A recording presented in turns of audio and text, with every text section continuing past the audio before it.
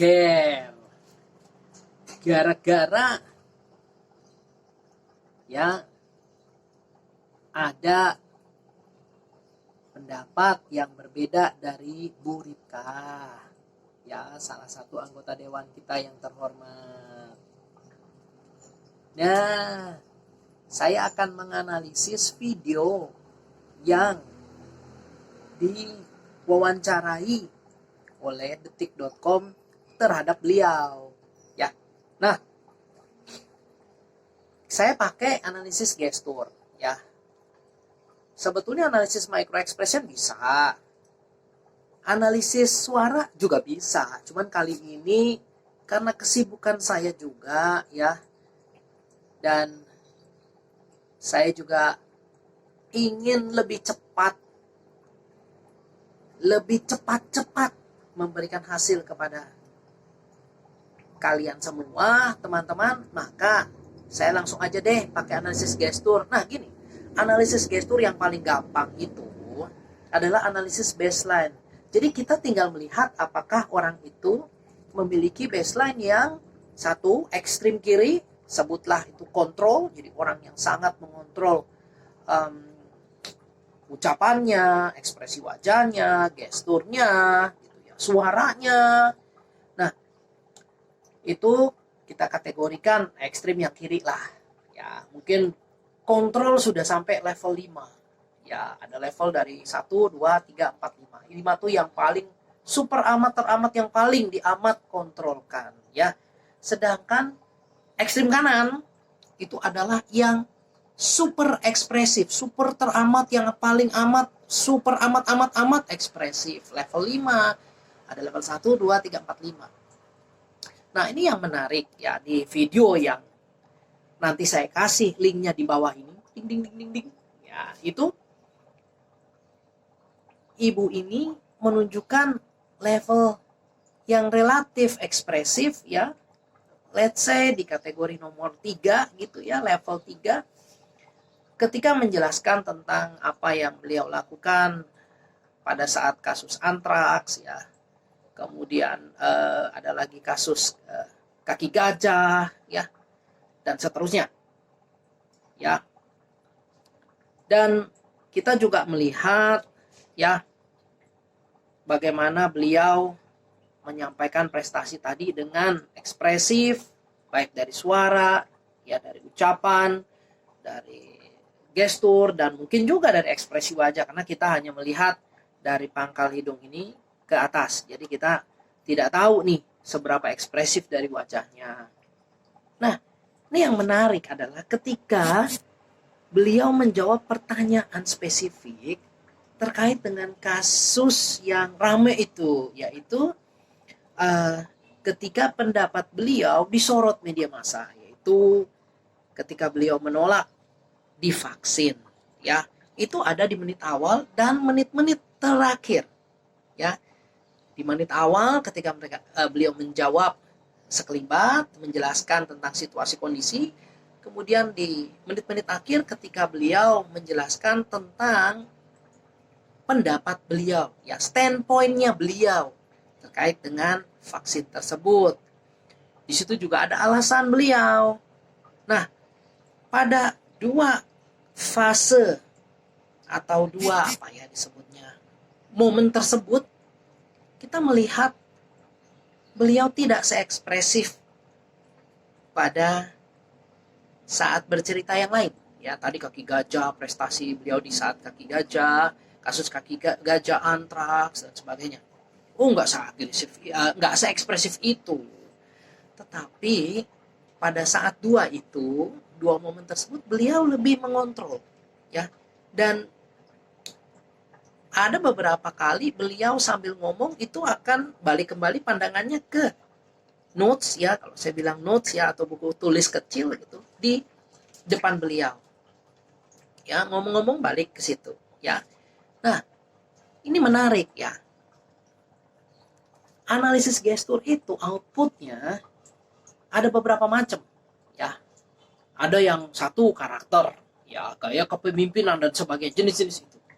Yang kedua adalah nyaman atau tidak nyaman, ya. Loh, kalau gestur bohong dan jujur gimana? Sebentar, ini salahnya ya. Gestur jujur dan bohong itu adalah hasil berkali-kali validasi pada output ketidaknyamanan.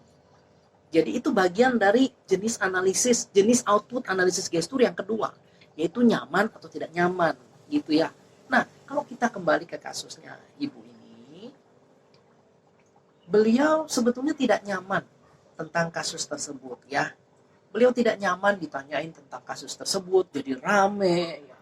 Kemudian juga jadi nggak enak sama Pak Hasto dan seterusnya. Ya, nggak nyaman beliau. Ya, kenapa? Nggak tahu saya kenapa.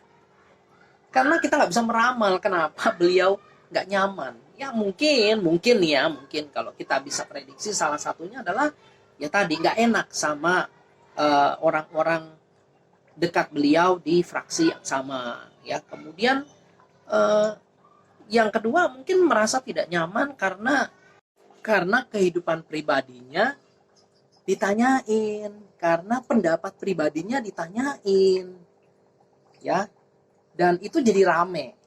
Nah itu mungkin ya yang menjadi alasan kedua. Tetapi begini, yang saya lihat ya teman-teman semua, beliau memiliki pendapat. Itu disampaikan di awal bahwa beliau mengatakan Indonesia itu negeri khatulistiwa, banyak ini, banyak itu. Ya kemudian sinar matahari khususnya juga masih banyak dan seterusnya. Beliau juga mengucapkan soal anaknya yang sempat positif dan disarankan untuk berolahraga, tenang dan berolahraga, mungkin karena kurang berolahraga begitu ya.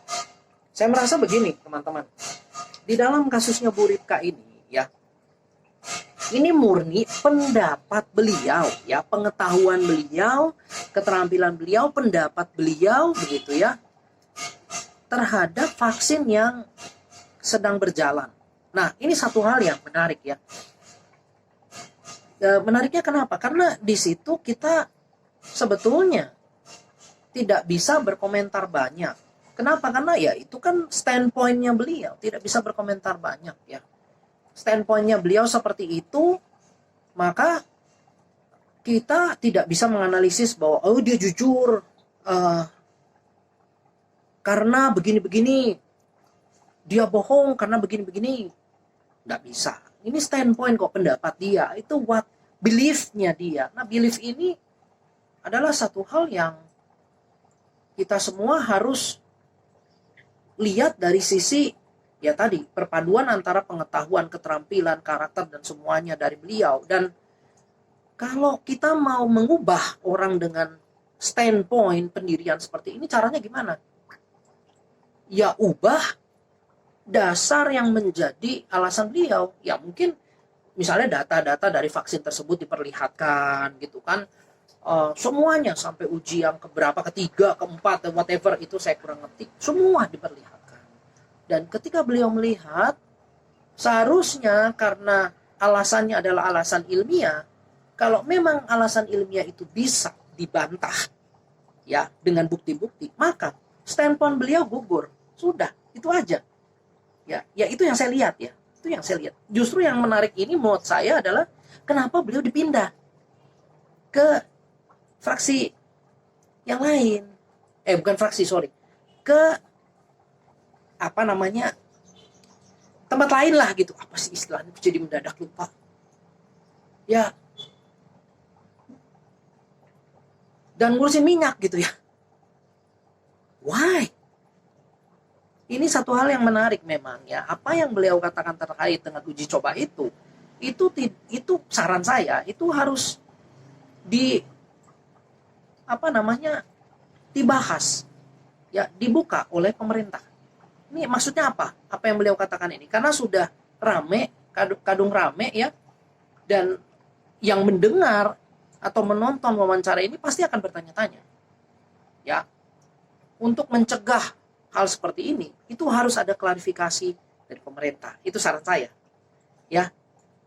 Nah, oke. Sekian dulu dari saya mau ngurus Gupi lagi. Ini ngobrol dari cikal bakal Gupi Farm saya. Ya, santai aja. Ya, jangan dibawa tegang gitu ya. Kalau ditanya saya, apakah saya siap vaksin? Oh, saya siap. Saya punya belief yang tidak sama dengan beliau dan saya taking risk. Taking risk, itu aja. Salam dari saya. Salam apa nih? Mau salam brojol atau salam apa nih? Salam jujur. Salam jujur yang brojol, brojol yang jujur, whatever itu. Ciao. Tetap jaga protokol kesehatan, tetap berolahraga kata Bu Ripka, dan tetap minum vitamin bila diperlukan, dan tetap berdoa memasrahkan diri kepada Yang Maha Kuasa. Salam.